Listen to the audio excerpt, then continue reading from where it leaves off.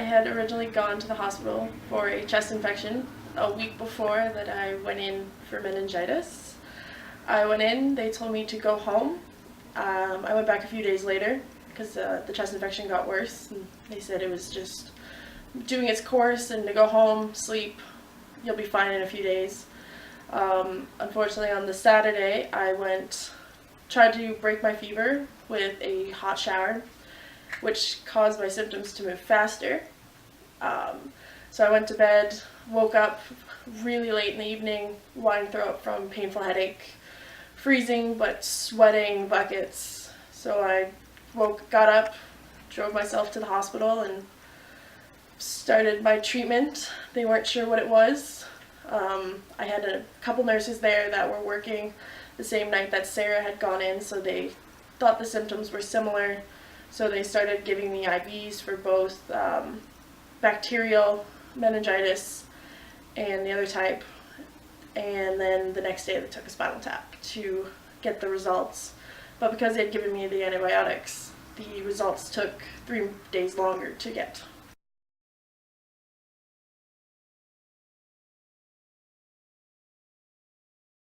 My mom was really calm throughout the whole situation.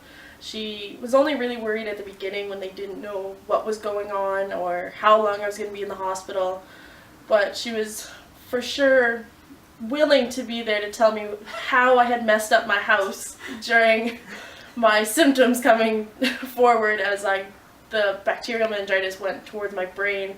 It caused me to continuously buying eggs because I thought I needed them. So instead of putting them in the fridge, I would just leave them wherever I put them down. So in the end, the count was 6 dozen, and I had tinfoil pans in my fridge, so it definitely went to my brain first before anything else.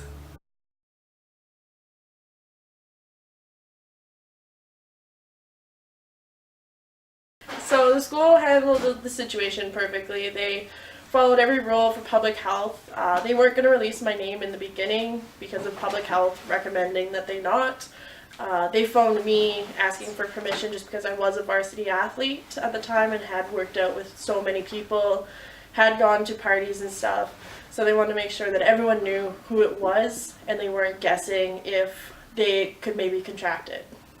Both the president, Ray Abney, came to visit me, and the athletic director, Kevin Dickey, also came to see me. He brought me books to make sure I wasn't bored while I was sitting there. They phoned to make sure I was doing better. They were always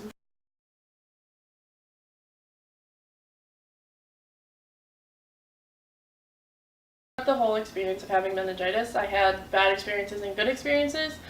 Some of the bad experiences were reporters lying about what my mom had said when my mom was always saying no comment, we have nothing to say, because 2 families had lost their children to this, so it wasn't fair to bring up the fact that I had survived.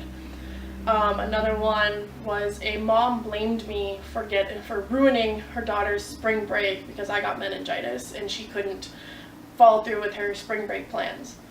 Sorry, didn't plan this. Definitely was not on the top of my to-do list.